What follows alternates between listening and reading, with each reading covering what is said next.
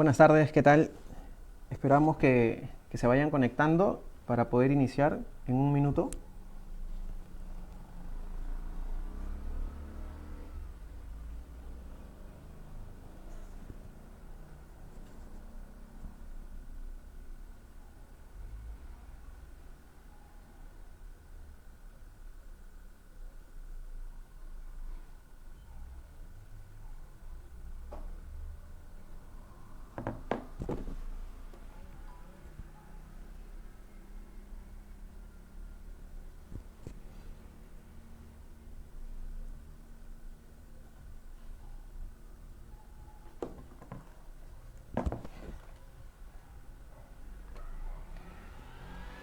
Listo.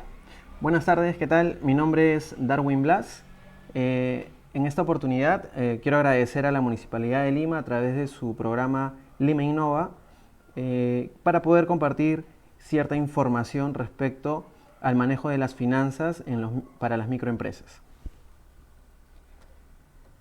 Actualmente me desempeño como consultor financiero, MBA con especialización en banca y finanzas corporativas. Soy socio fundador de B&M Asociados y durante esta presentación, si presentan consultas, preguntas, la pueden realizar a través del chat de Facebook del en vivo y adicionalmente pueden escribirnos directamente al mail que aparece en la pantalla o contactarnos a través de LinkedIn.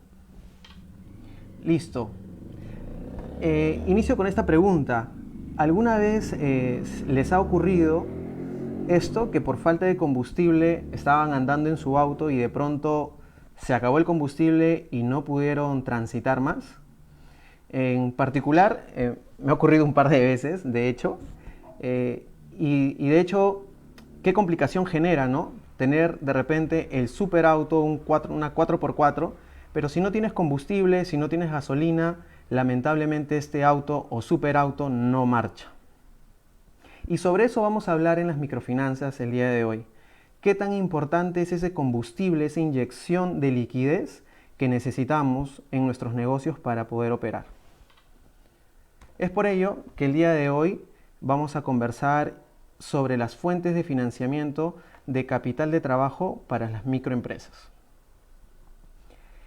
Sin antes mencionar que es importante determinar qué es el capital de trabajo y a eso vamos a ver en estos momentos, ¿de acuerdo? Primero, el capital de trabajo en la microempresa. El capital de trabajo es ese dinero que tenemos en el bolsillo disponible para poder asumir nuestras responsabilidades del corto plazo, del día a día. Entonces, existen dos formas de ver el capital de trabajo. Una que es el capital estructural y el capital temporal.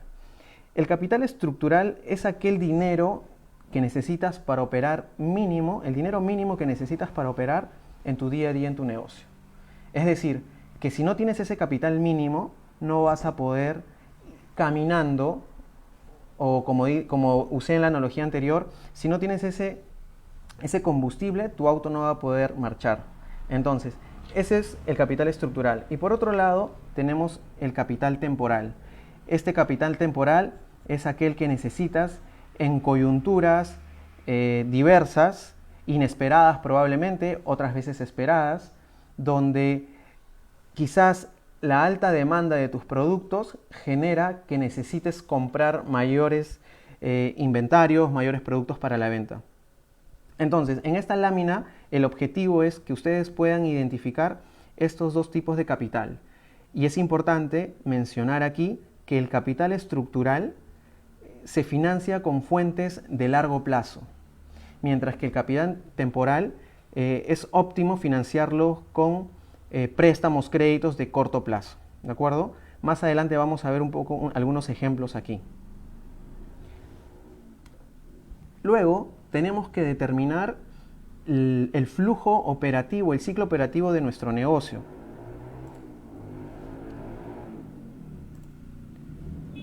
¿Y en qué consiste? El ciclo operativo está compuesto por dos tramos, el periodo de inventario y el periodo de cuentas por cobrar. En periodo de inventario, en este ejemplo, esto simplemente es un ejemplo general que ustedes van a poder adaptarlo en función a la realidad de su propio negocio.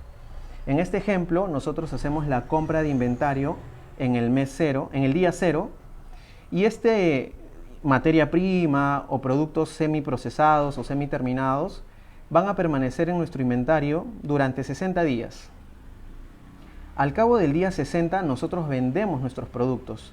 Sin embargo, estos productos los vendemos probablemente algún porcentaje en efectivo y otro porcentaje en crédito. Y es por eso que en este ejemplo estamos asumiendo que yo lo vendo el día 60 y lo estoy cobrando el día 105. ¿De acuerdo? A eso se denomina ciclo operativo, que puede variar en función a la realidad de cada negocio. Por otro lado, tenemos periodos de cuentas por pagar. ¿En qué consiste? Nosotros compramos el inventario el día 0 y nuestro proveedor nos da una línea de crédito de 30 días. Es decir, que yo el día 30 voy a realizar ese desembolso de dinero para pagar a mi proveedor. Sin embargo, yo estoy cobrando todavía el día 105 y no tengo el cash. A este periodo donde no tienes el cash o el efectivo se le denomina ciclo del efectivo. En este ejemplo son 75 días. Es decir, esto te ayuda a tener una estimación de cuánto tiempo estás sin flujo de efectivo y necesitas un financiamiento. Nuevamente reitero, esto es un marco genérico que ustedes lo pueden adaptar en función a su empresa o negocio. Y estas estimaciones de capital dependerán de las siguientes variables: el comportamiento de la industria, la estacionalidad en la industria donde tú te desempeñas. De repente, si tienes una librería, de hecho que la librería tiene ventas durante todo el año, sin embargo, hay una estacionalidad a inicios de marzo. En marzo sabemos que inicia el año escolar y de pronto la demanda se dispara. ¿De acuerdo? El tamaño del negocio va a depender mucho, la cantidad de inventario que necesites, el tipo de actividad empresarial, el giro del negocio y los niveles de riesgo de las cuentas por cobrar. Es decir, cuando tú decides financiar tus ventas, tienes que analizar también a quién les das el crédito. Es distinto brindarle una línea de crédito a un cliente que trabaja contigo 5 años a un cliente que recién te está tocando la puerta y quiere financiamiento. ¿De acuerdo? Entonces, aquí el objetivo es mostrar un esquema que les permita a ustedes determinar cuál es su ciclo operativo y en este ciclo operativo cuántos son los días que necesitan efectivo. Ahora, en las grandes empresas, para poder gestionar el efectivo, hay muchas divisiones. División de cobranzas, división comercial, tienes la división de recuperación, tienes la división de producción y o comercialización, logística. Sin embargo, nosotros como microempresarios tenemos que asumir todos estos roles. Y estos son los 4 roles fundamentales en la gestión del efectivo.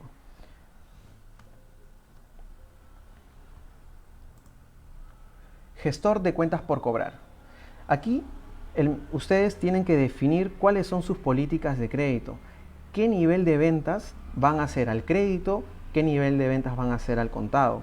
Hay algunos negocios que se mueven 100% al contado, otros que no, y ya dependerán de ustedes, de su apetito comercial y su apetito al riesgo para poder definir qué tanto vender al crédito y si el costo-beneficio de vender al crédito genera mayores ventas.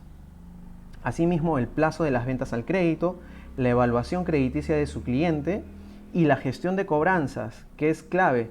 Aquí en la gestión de cobranzas, ustedes deben determinar qué acciones van a activar cuando el cliente no cumple la fecha de pago. Y ustedes ya tienen que tener definido qué protocolos activar, qué llamadas, qué mails y en qué tiempo lo deben de realizar y quién es la persona a cargo. Luego tenemos el gestor de cuentas por pagar. Y aquí va a depender mucho del poder de negociación que ustedes como microempresarios, como medianos empresarios, tengan con sus proveedores. En algún momento tendrán la facilidad de elegir con qué proveedor trabajar y las políticas de pago que puedan definir, ¿no? Por ejemplo, en ciertos momentos nuestro poder de negociación es limitado. Cuando un microempresario es proveedor de un supermercado, por ejemplo, aquí el poder de negociación lo tiene el supermercado. El supermercado te compra y te dice, ok, recibo la mercadería, pero ojo, te pago a 90, incluso o 180 días. Entonces nosotros ya estructuramos cuál es nuestro ciclo operativo y sabemos que por determinada cantidad de días no vamos a cobrar. Entonces, ¿qué hacemos? Porque necesitamos inyectar liquidez para continuar con nuestras operaciones. Luego tenemos programar la producción y o comercialización. Esto va a depender mucho de la industria donde nos encontremos. Si de pronto hacemos transformación, compramos materia prima, la transformamos y tenemos el producto terminado, o de pronto realizamos compra de mercaderías y tal como la compramos, la revendemos. Eso va a depender de qué industria nos encontremos. Y las necesidades de compra la vamos a evaluar en función a cuál es nuestra proyección de ventas. Y ahora la pregunta es, ¿cómo proyectamos nuestras ventas? Y aquí mi recomendación es data.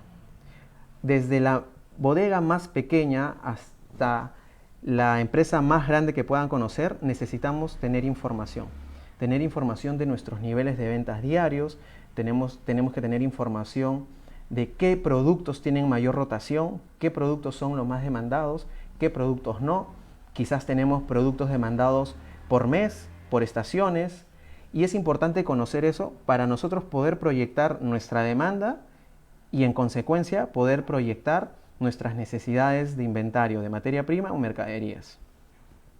Y a esto se le denomina gestión del inventario, ¿no?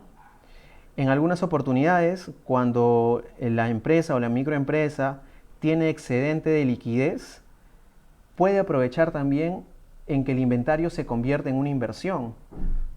Ahora lo vamos a ver más adelante. Así también es importante evaluar si conviene aceptar descuentos de nuestros proveedores y tenemos que compararlo versus la rotación de nuestro inventario. Me explico. Por ejemplo, en una bodega tenemos diferentes productos y dentro del portafolio de productos tenemos los yogures. Tenemos yogur de fresa, guanábana, maracuyá, se me ocurre. Entonces, viene tu proveedor y te dice, oye, tengo una oferta de descuentos de yogur de maracuyá.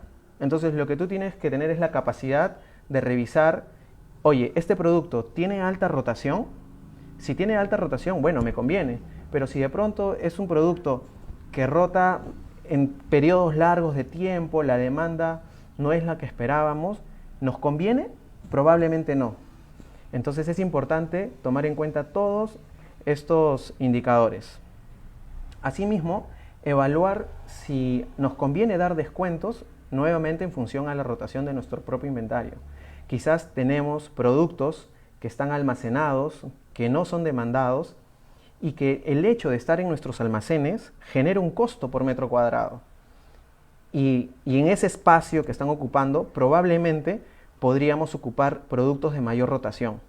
Entonces es importante evaluar si podemos dar descuentos para este tipo de productos.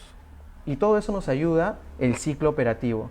Aquel cuadro que les mostré anteriormente nos va a ayudar a definir, lo pueden customizar o lo pueden adaptar inclusive por tipo o línea de productos. ¿Sí? Luego tenemos un rol importantísimo que es el gestor del efectivo. Es definir cuál es la estrategia de reservas de efectivo que vamos a necesitar. Vamos a necesitar un efectivo mínimo para poder operar o vamos a estar holgados con ciertos excedentes. ¿Esto de qué va a depender? Del comportamiento de tu negocio. Si de pronto tu negocio tiene alta volatilidad en el comportamiento de tus costos o las demandas todavía no las tienes tan flat o tan proyectadas adecuadamente y no sabes, como ahora, por ejemplo, cuando se reactive toda la economía no sabemos cuál va a ser el comportamiento del consumidor. De repente voy a necesitar cash para poder realizar compras y poder venderlas. Otro microempresario dirá, no, de repente mejor no, porque no sé si va a haber demanda, mejor soy más conservador. Entonces, ahí ustedes van a definir cuál es la estrategia que van a diseñar para las reservas de efectivo. Luego, en el efectivo, en la gestión de efectivo, también debemos de considerar evitar la sincronía de financiamiento. ¿Qué es la sincronía?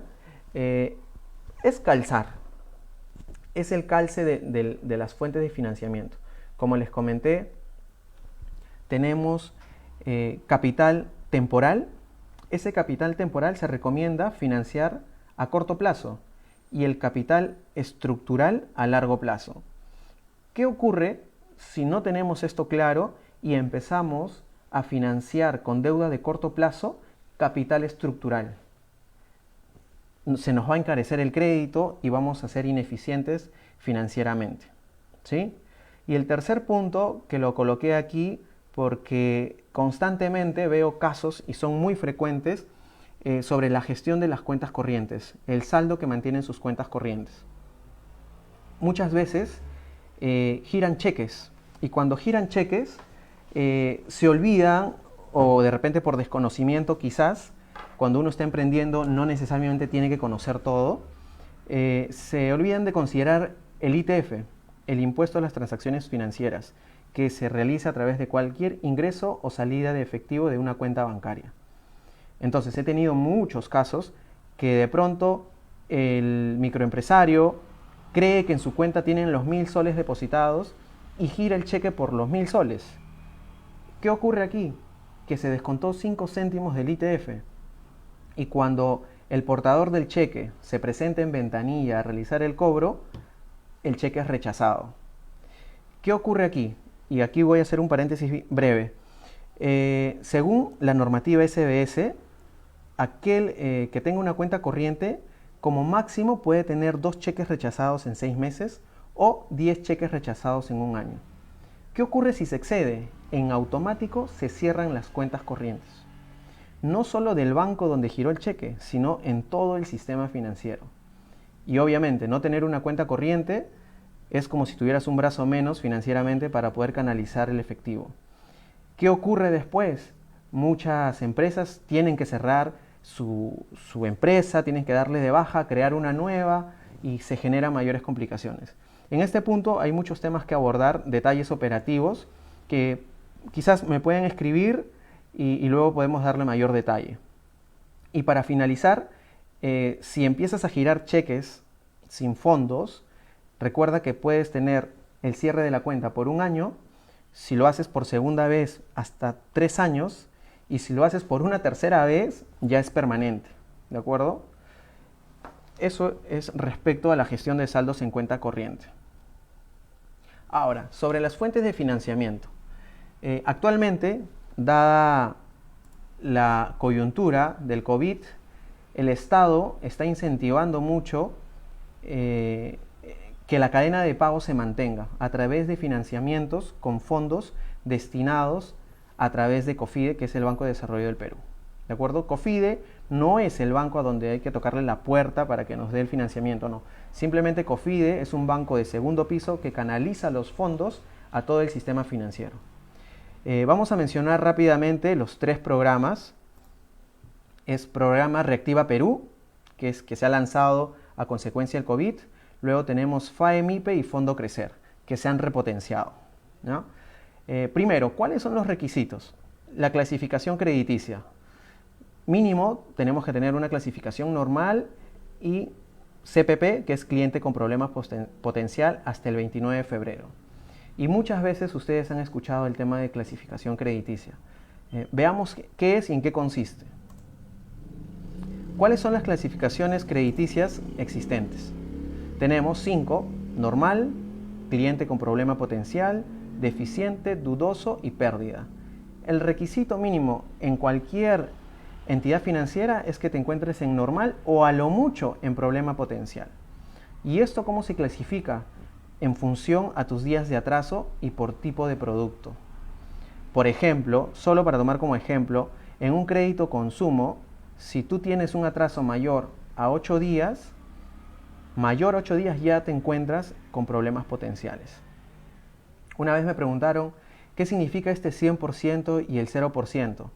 Ya, esto se va a calcular en función al monto de la deuda que has dejado de pagar y que tuviste atraso, ¿no? O sea, de repente Si debías 100.000 soles y en un banco tenías un crédito por 20.000 soles y justo ese crédito lo dejaste de pagar, ya estamos hablando del 20% que no pagaste.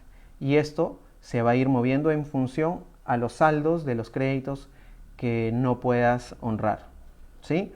Esta información, y acá les comparto el link, ustedes pueden acceder gratuitamente a través de este link de la Superintendencia de Banca y Seguros, donde pueden ver la información, y aquí se las comparto. Esta es la página web donde ustedes van a ingresar sus datos que figuran en el DNI, le dan ingresar y en automático les va a arrojar la información de su clasificación crediticia, ¿de acuerdo? Sin detalles. Recuerden que luego también esta información pasa a las clasificadoras de riesgo como Infocor, Sentinel, que ellos ya le dan un valor agregado a la información, donde te segmentan por tipo de productos, donde calculan un score crediticio, que a continuación lo vamos a ver, ¿sí? Pueden tomar nota de la ruta, ¿sí? Ahora regresamos. ¿Quiénes son los beneficiarios de estos 3 programas que está impulsando el Estado? En el caso de Reactiva Perú, empresas, todo niveles de empresas, desde empresas corporativas, grandes empresas, medianas, pequeñas y micro, y personas naturales con negocio propio.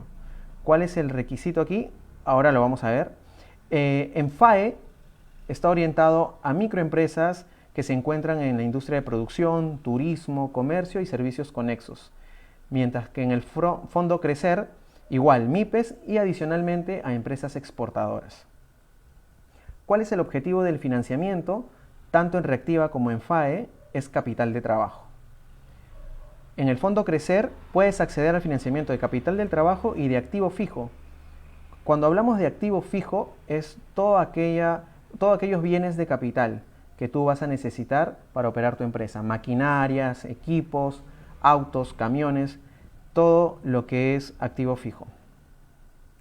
El monto del financiamiento va a depender, en caso de Reactiva Perú, de 2 opciones y del monto mayor de estas 2 opciones, que es PLAME. PLAME es la planilla que realizan el pago de planilla que realizan mes a mes del aporte de salud, y la venta promedio mensual que ustedes han realizado de enero a diciembre del 2019. Se calcula estos montos y el monto mayor es el monto que se va a dar como financiamiento. En FAE-MIPE el monto máximo es 30.000 soles y en el Fondo Crecer esto lo define la entidad financiera en base a la evaluación que realicen. Dado que aquí estamos financiando empresas exportadoras, se puede financiar soles y dólares. En estos 2 programas solo se financian soles. Los plazos de financiamiento: Reactiva 36 meses, FAE-MIPE de 9 a 36 y en el Fondo Crecer hasta 18 para capital de trabajo y en activo fijo 60 meses. Periodo de gracia. Y el periodo de gracia, aquí voy a hacer otro paréntesis para poder comentarles en qué consiste, porque ahora las entidades financieras, dada la coyuntura que estamos teniendo, muchas van a estar ofertando nuevos créditos con periodos de gracia. Y aquí les voy a explicar en qué consiste rápidamente. Este es un crédito sin periodo de gracia. Ustedes el día 0 van al banco, el banco le desembolsa X monto de dinero y en automático al mes siguiente ustedes van a ir pagando cuota por cuota por cuota hasta finalizar el financiamiento. En un crédito con periodo de gracia se realiza el desembolso, el periodo 0, y le vamos a dar un periodo de gracia, es decir, un periodo de no pago. Técnicamente existen 2 tipos de periodo de gracia: el periodo de gracia total y el periodo de gracia parcial. En este ejemplo estamos hablando del periodo de gracia total, donde el cliente no hace ningún pago hasta el periodo 4, donde empieza a realizar el pago de las cuotas. Sí es importante que del momento 0, el monto que se desembolsó, que son, en un ejemplo, 10.000 soles, en el periodo 4, estos 10.000 soles dejan de ser 10.000 soles y probablemente sean 10.100. Esto porque siempre se capitalizan los intereses. El dinero siempre tiene un valor en el tiempo. Y a continuación lo vamos a ver en una simulación. Vamos a ver el comportamiento del periodo de gracia en una simulación de un crédito de Reactiva Perú. Veamos aquí. ¿Qué nos dice Reactiva Perú? Ingresemos las ventas promedio declaradas en el PDT sin IGB de mes a mes. Bueno, completamos la información, ¿no? Pueden completar la información periodo por periodo y al final le va a arrojar el promedio mensual del año 2019. Por otro lado, ingresamos los pagos o los aportes a eSalud a través del PLAME y acá vamos a colocar pues el monto que ustedes realizan los pagos y en automático se va a calcular el monto total. Ojo, acá estamos hablando de promedio y acá estamos hablando de un monto total anual. ¿Qué dice la norma de Reactiva Perú? Es que se va a considerar el monto mayor consideramos un mes de venta mensual o 3 veces el monto anual de planilla. En este ejemplo, el monto mayor es el resultado de 123.624. Este monto es el que vamos a financiar. Este resultado aparece aquí y la TEA, que es la tasa del financiamiento. Aquí podemos ver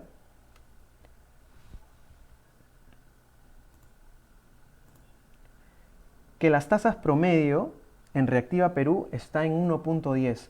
Son tasas súper competitivas y esto gracias al esquema de subasta que ha implementado el BCR con las entidades financieras. Esta subasta holandesa consiste en que se le va a otorgar el paquete, los fondos, a aquella entidad financiera que dé la mejor propuesta de tasas de interés que se le va a cobrar al cliente final. Entonces, colocamos 1.1, el plazo en Reactiva Perú sí o sí son 36 meses y acá podemos elegir el periodo de gracia, ¿no? En este ejemplo vamos a elegir un periodo de gracia de 12 meses y ustedes van a recibir el día de hoy 123.000 soles en este ejemplo y vamos a realizar el primer pago recién en el mes número 13. Todo este periodo no he realizado ningún pago. A este periodo se le denomina periodo de gracia. Como pueden observar, estos 123.000 desembolsados hoy, el día 13, se convierten en 124.984. Básicamente por la capitalización de los intereses, por el valor del dinero en el tiempo. Listo. Entonces ya abordamos qué es periodo de gracia, ya tienen conocimiento cuáles son las tasas promedio. FAEMIPE tiene tasas promedio del 12%, mientras que Fondo Crecer tasas promedio del 6%. ¿Por qué hay una diferencia? Básicamente por los costos operativos que enfrentan cada entidad financiera. Por ejemplo, los costos operativos de un banco pueden ser respaldados por todo el patrimonio que les respalda, mientras que en una FAEMIPE, una microfinanciera, sus costos promedios operativos mensuales es 1%. Y aquí implica el costo operativo, es aquel analista que va y te visita, tiene un costo, y todos los activos que usan para poder evaluar el crédito. Entonces, si estamos hablando que es 1% mensual, en promedio son 12% anual. Este promedio se ha calculado en función a la data de la SBS. Y el Fondo Crecer está en promedio 6%. Y para finalizar con las fuentes de financiamiento del Estado, el Fondo Crecer tiene una buena noticia, que es el bono del buen pagador. El bono del buen pagador es aquel beneficio que le brinda este fondo a aquel cliente, microempresario, emprendedor que pudo obtener el financiamiento de pagar puntualmente el crédito. Es decir, ha demostrado tal comportamiento que no ha tenido atrasos mayores a 15 días y se le puede ofrecer, de hecho es beneficiario de un bono del 15% del monto del financiamiento o como máximo 15.000 soles. Eso es un plus que tiene el Fondo Crecer. Y ya para finalizar con las fuentes de financiamiento, recuerden que son mutuamente excluyentes. Es decir, que si yo obtuve un financiamiento del Fondo Crecer, no voy a poder acceder a Reactiva Perú y viceversa entre los tres fondos de financiamiento. Listo, ahora pasamos a, aquí les quería mostrar cuáles son las entidades que han participado y que ya tienen los fondos disponibles de FAEMIPE. Estas son las cajas municipales, financiera y bancos. Esta información es al 24 de abril con la fuente de COFIDE.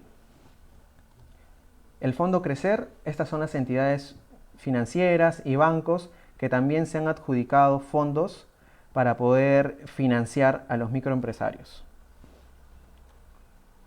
Ahora vamos a ver sobre las fuentes de financiamientos tradicionales que normalmente encontramos en el sistema financiero.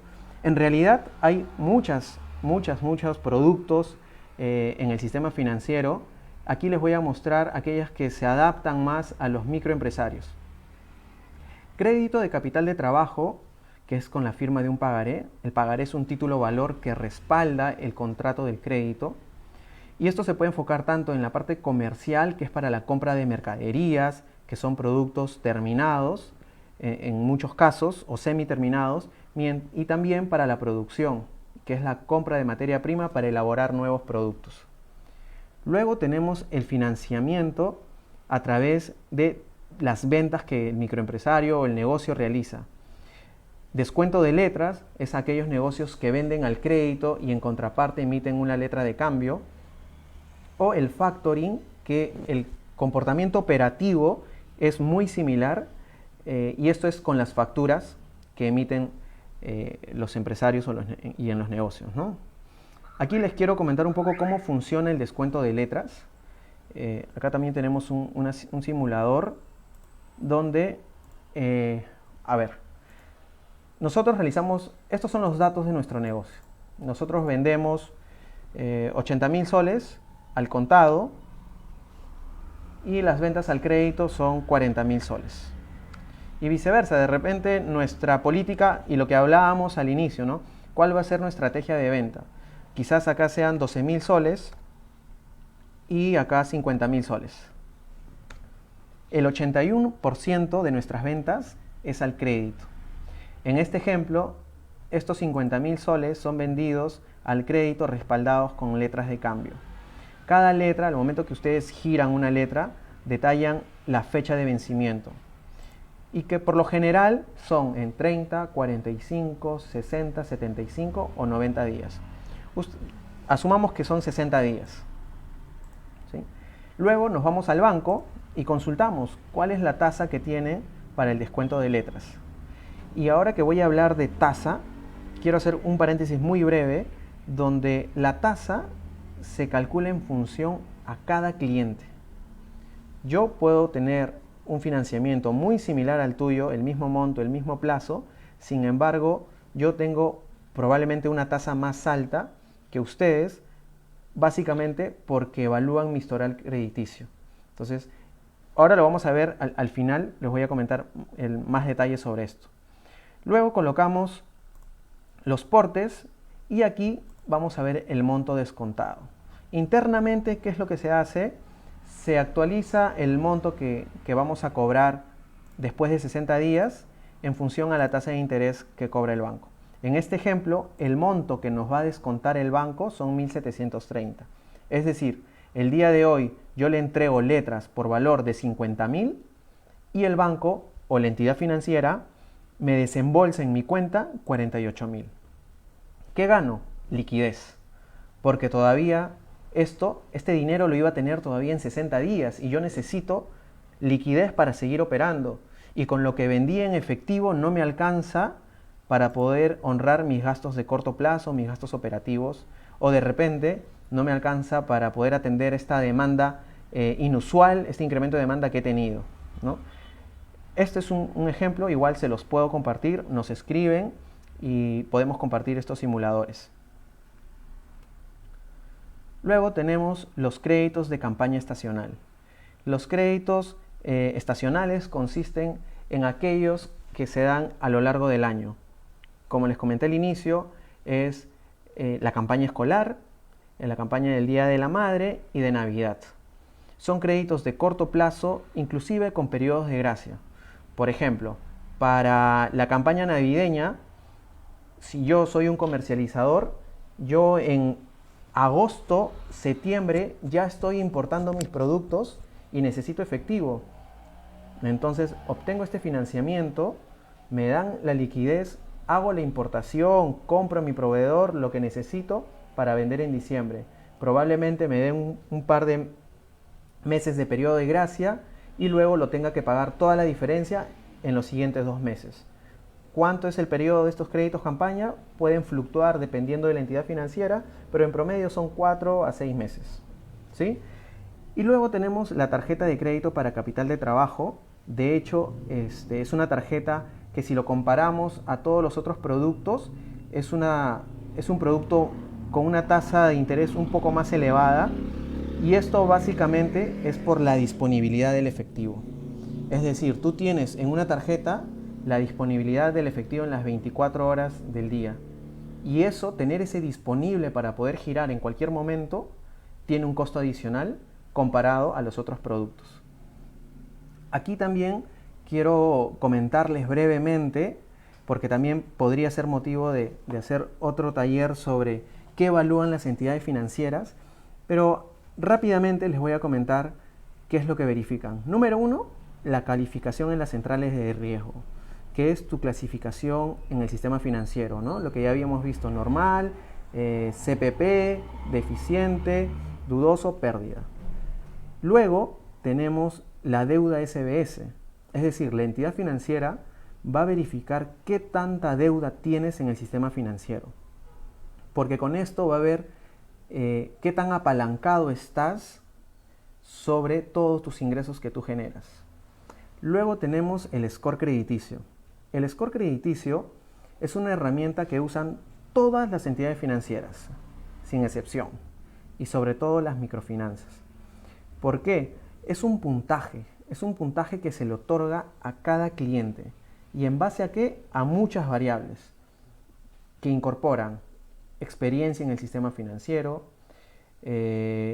clasificación crediticia, nivel de endeudamiento, con qué bancos trabaja, tipos de financiamiento, y todo eso le da un puntaje. Y cada banco va a atender a cada cliente en función al apetito de riesgo que está dispuesto a asumir por cliente.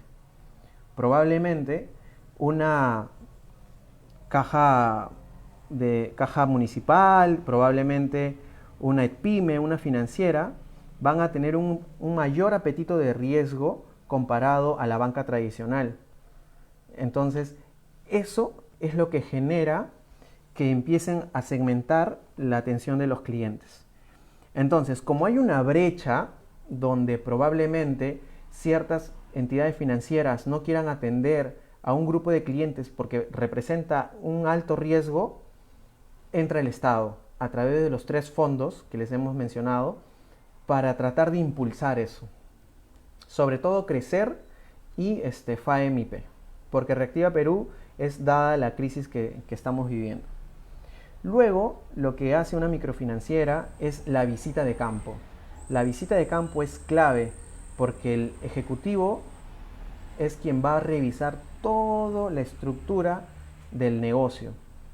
Cuáles son sus activos fijos, cuáles son el inventario que tiene, cuál es la rotación de inventario, cuáles son sus niveles de ventas, cuántas son al crédito, cuántas son al contado.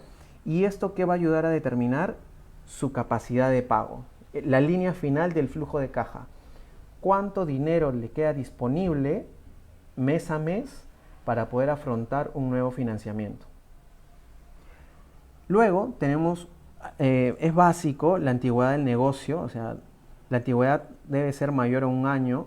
En caso de personas jurídicas, debemos revisar si cuenta al momento de constituir la empresa, y acá una recomendación a los emprendedores: al momento que constituyan su empresa, deben de revisar bien que deben contar con los poderes que les permita contratar créditos o mutuos con entidades financieras.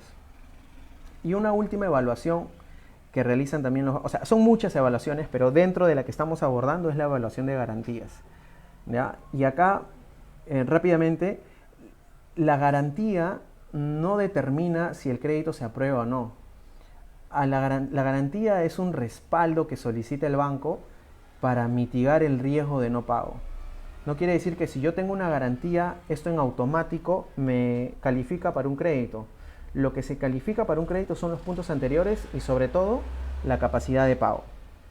¿Sí? A esto se le denomina un colateral. ¿Sí? Con las garantías que puedes obtener, excepciones de repente de disminución de tasas, ampliación de plazos, por lo general es eso, ¿no? Y aquí, ya para ir terminando, les quiero mostrar cuáles son las tasas de interés promedio publicadas al día de ayer por la SBS, donde pueden observar el descuento, por ejemplo, de la tarjeta de crédito en bancos, el promedio es 28%, en descuento de letras 27%, y en función a los plazos lo van a poder ir observando, ¿no? Al igual en financieras, el tipo de la financiera, esta información es pública, pueden acceder y van a encontrar también de cajas municipales, cooperativas de ahorro y crédito. ¿Por qué les muestro esta lámina? Porque estábamos hablando anteriormente de cuál es tu score crediticio, cómo te ve la entidad financiera como cliente o sujeto de crédito. Entonces, si hoy yo tengo mi negocio, tengo una tarjeta de crédito en un banco y mi tarjeta de crédito tiene una tasa de 40% y yo veo que en el sistema, obviamente hay mucha información aquí, pero en el sistema el promedio es 28, quiere decir que yo estoy sobre el promedio. Es decir, que yo probablemente sea un cliente de mayor riesgo, que por lo tanto se traduce en una tasa más alta. Entonces aquí el mensaje es, ok, ¿qué acciones vamos a implementar para que financieramente seamos más atractivos para las entidades financieras? Ese es el objetivo de esta lámina. Y viceversa, si de pronto vemos que en las financieras la tasa de un crédito a 90 días en promedio está en 46% y yo, microempresario, tengo una tasa de 20% y estoy por debajo de este promedio, es un buen indicador. O sea, es decir, que soy un buen cliente para el banco y por ese motivo me ofrece esa tasa. Y ser un buen cliente para el banco es decir que tiene la menor probabilidad de impago. Listo, con eso terminamos. Lo que sí, antes de contestar las preguntas, yo los invito a que puedan ingresar a esta página web.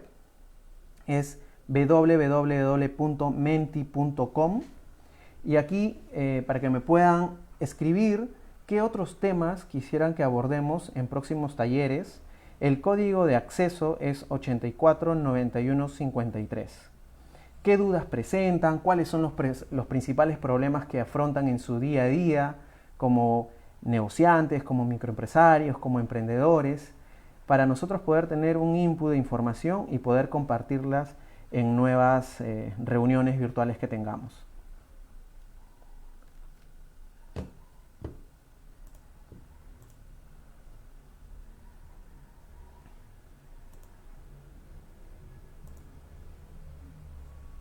Esta es www.menti.com. El código de acceso es 849153. Ahí les va a aparecer 3 campos para que puedan compartirnos qué temas desean que abordemos y le dan enviar.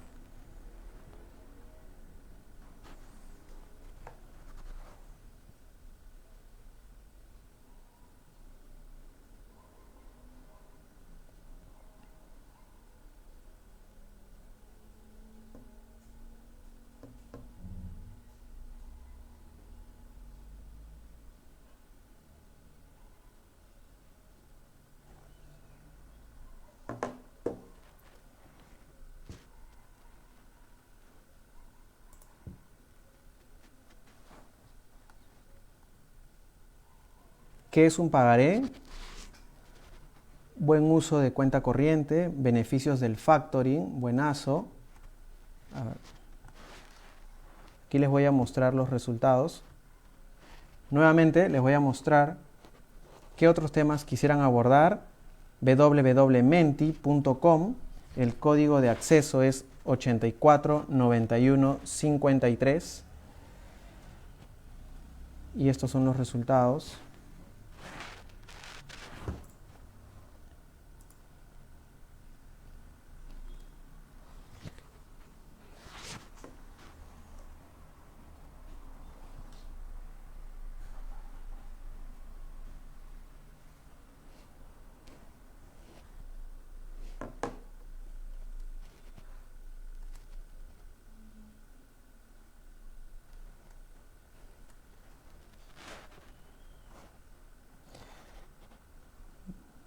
Préstamos bancarios, finanzas básicas, buenazo, lo vamos a tener en consideración. Ahora pueden ir completando. Esto nos va a ayudar mucho para poder identificar en qué podemos dar soporte. Y vamos a ver las preguntas para ir respondiendo.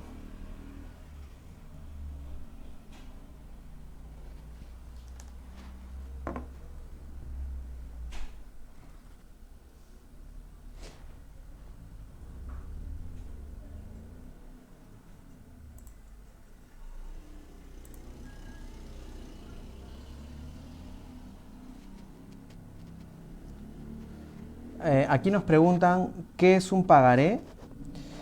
El pagaré es un título valor que respalda el contrato de un crédito. ¿Y por qué siempre un pagaré? El pagaré, aquel título valor que permite hacer una ejecución inmediata ante el posible no pago del crédito. ¿De acuerdo?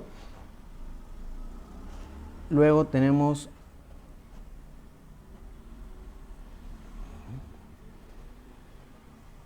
proyectos ante el banco. Quiero entender si de pronto desean obtener financiamiento para proyectos por parte de los bancos.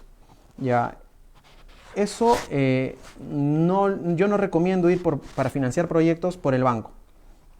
Ya, porque el banco siempre va a solicitar un historial crediticio y sobre todo un historial de tu negocio. Como les comenté, normalmente solicitan que tengan de experiencia 1 año.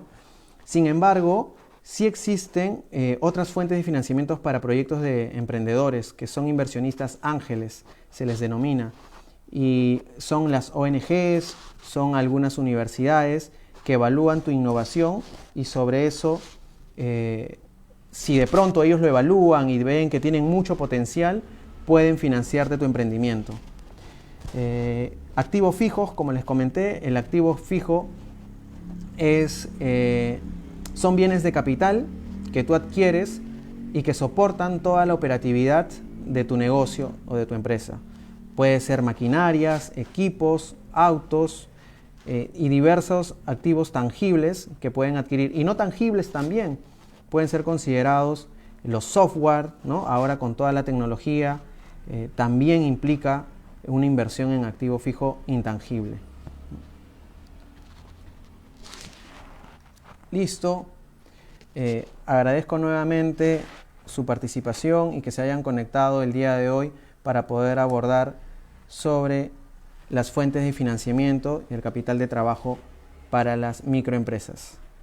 Muchas gracias con todos y hasta una próxima oportunidad, y agradecemos nuevamente a la Municipalidad de Lima a través de su programa Lima Innova, que nos ayuda a poder compartir esta información. Muchas gracias.